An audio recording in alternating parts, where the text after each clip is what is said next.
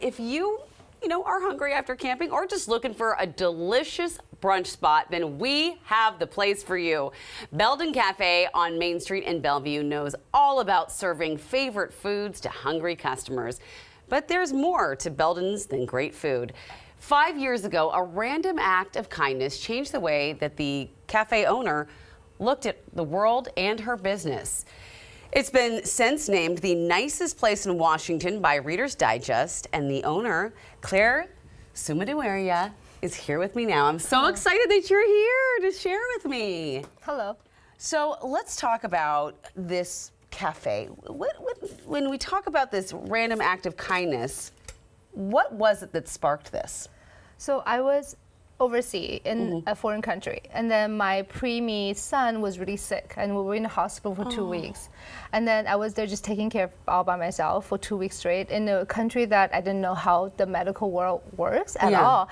And then one night, our janitor, who I actually never met, he delivered coffee to our room and also homemade soup. That's all I wanted, because he knew I was from Seattle, right? And then, so I actually never met him, never met his wife who made the soup. It's just that moment, it made me feel I want to create a business, give people that feeling. I love that, and what better way to create that feeling than through good food. All right, well, let's start with what we're going to be making today. I see we got waffles here. Yes, we got waffles, and there is a buttermilk waffle. Okay. And then there's also the savory waffle, has sausage inside. So there's two kinds. So okay. in cafe, they're all gluten-free. All gluten-free? They're all gluten-free as well. Yeah. I didn't even know that. Okay, well, let's get started. How do we make these waffles gluten-free? And I know you have like a special secret that you make only at Bellden, right? We do.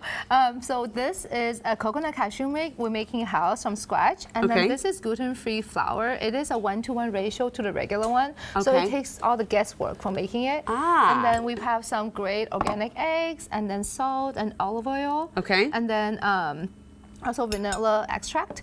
And then, so at the cafe, sometimes we add a little bit baking powder as well, and then depends what we want to make in there. So I'm going to put this in the blender because that's what you told me to do, but I've never actually mixed batter in a blender before. It's kind of crazy, huh? Well, it seems easier than doing it in a big bowl. So the way to do it, do the wet stuff first. Okay. Okay, so you want to put like 3 eggs in there 3 first. eggs, okay. All right, 1. And organic, is there do you have a specific dairy that you like to get your eggs from, or? Well, I don't have, I usually love the farmer's market, and in Bellevue we do have farmer's market every Thursday, so that's usually where I go get my eggs for my kids as well. Right, okay. Yeah, they're really fresh. And then so 3 eggs, and then you can put in vanilla syrup. Okay, vanilla. Yeah, a little pinch of salt. Pinch of salt. Perfect. And then you want to close that lid and then blend it on low for a little bit. Okay. So blend these little guys on low. Yeah. Is that too much? Wow, yeah, this is a a very powerful little blender we got here. All right. Okay, perfect.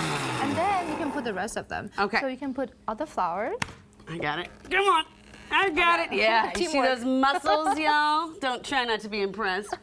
Okay, and now so the flour. And then the coconut cashew, you can just put like maybe a couple of like glugs? 2/3 of it. 2/3 of it, okay. Yeah. All right, why don't you just tell me when to stop? That looks great. Yeah, perfect. okay. Yes. And then just blend it. All right. Let's just blend this boy right up. And then,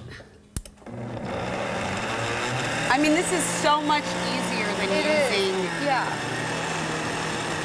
All right. How's that look? And then that's really great. Just make sure there's no chunks there. No chunks and then in it. I will start making. Then you can make in the waffle maker. And then you can. Yeah, and then what I do is I have 3 really young children at home, and a single mom. So what I do is I actually pre-make them way ahead. Oh, and so then you just, what do you, freeze it? Yeah, so you pre-make these. You can make fresh in a day, or you can pre-make these at home and then freeze them up. That makes so much sense. Yeah, that makes, what a great tip. 3 young children, single mom? Yeah. Oh, and you're running a business. Well, I'm lucky. I have a great staff.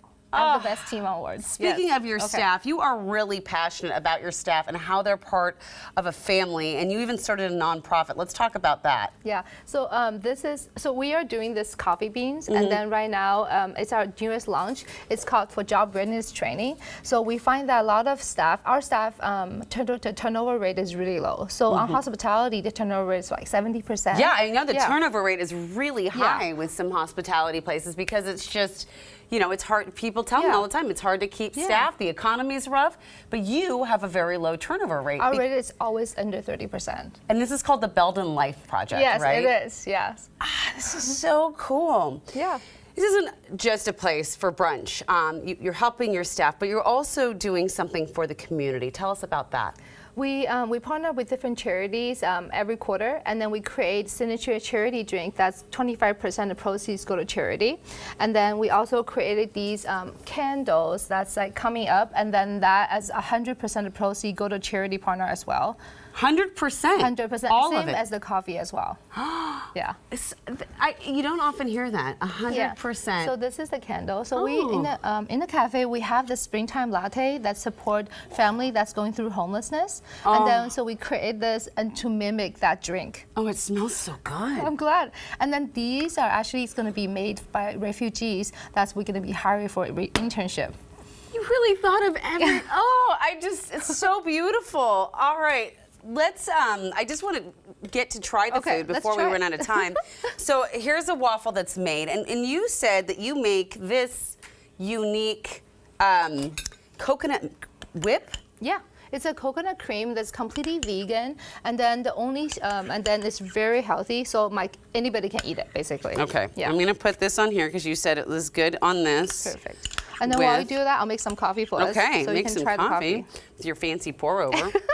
Is this raspberry puree? Or? It is a house-made berry compote. It's completely vegan as well. Okay. And there's berry in there, and then there's lemon, and then I see a little bit of lemon in there. Yeah, we put some honey in there too. Okay, all right. I'm making it nice and thick for me. Yeah. And then you said that you just finish it by drizzling a little honey? Yeah, just drizzle a little bit honey. Okay, here we go. Do you want to hire me? I don't think so. Like, I didn't make this look so good. You know, yes, of course. I hire anybody. You're so amazing. Thank you. You are so sweet. Okay, I got to give this a try. Yeah, you have to try. It's really yummy.